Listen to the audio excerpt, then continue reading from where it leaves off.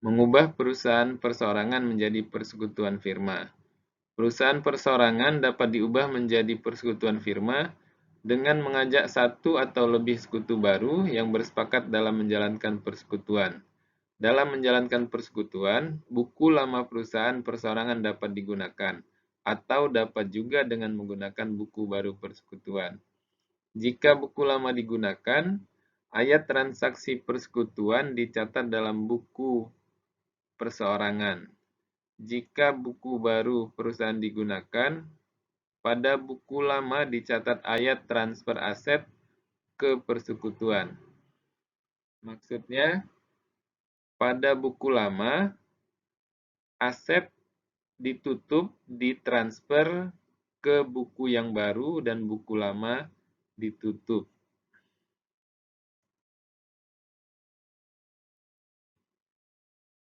Ilustrasi pengubahan perusahaan perseorangan menjadi persekutuan firma.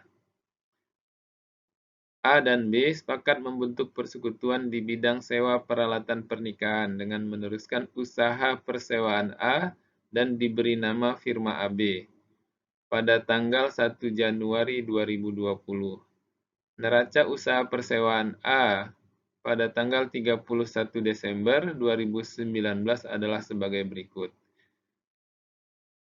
Silahkan lihat di tabel laporan posisi keuangan. B setuju untuk melakukan penilaian kembali terhadap beberapa rekening usaha persewaan A. Nilai penilaian kembali adalah sebagai berikut. Yang pertama, cadangan piutang sebesar Rp400.000.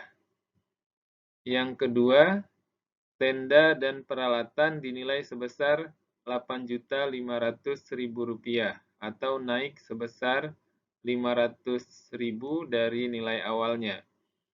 Kemudian pelaminan dinilai sebesar Rp53.500.000 atau naik sebesar Rp3.500.000 dari nilai awalnya.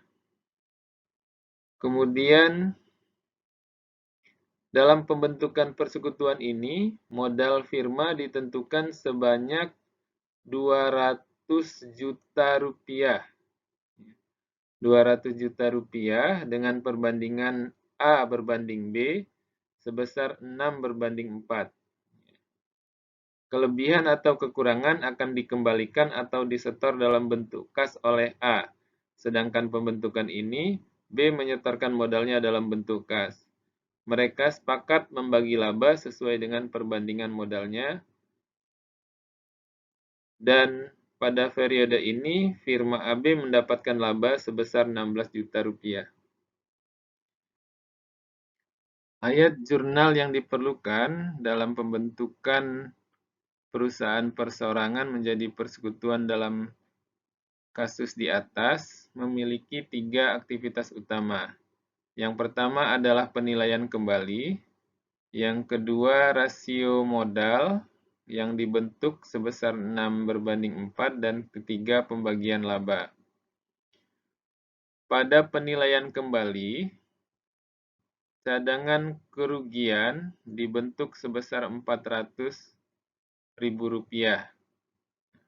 Karena cadangan kerugian ini mengurangi nilai piutang, maka cadangan kerugian ini posisinya ada di sebelah kredit.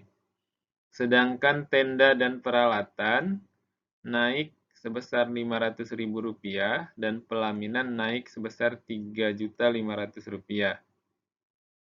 Secara keseluruhan, aset perusahaan A naik sebesar Rp3.600.000,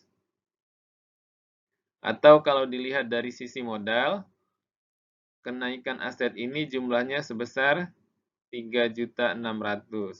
Didapatkan dari sisi debit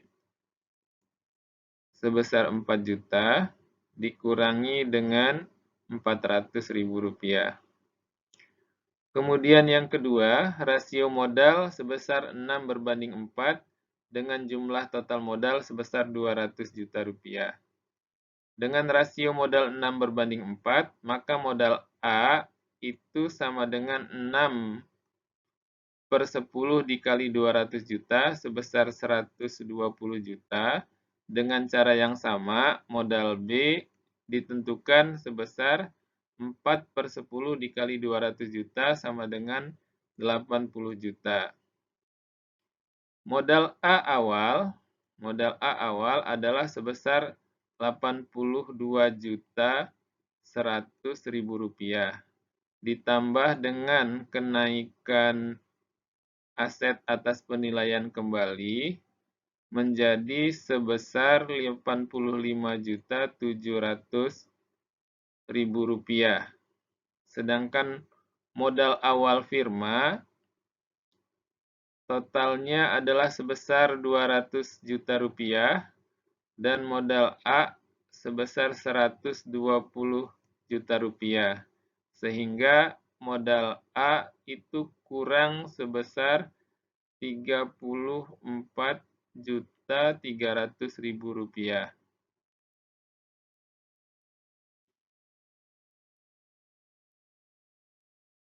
Modal B adalah sebesar Rp80 juta.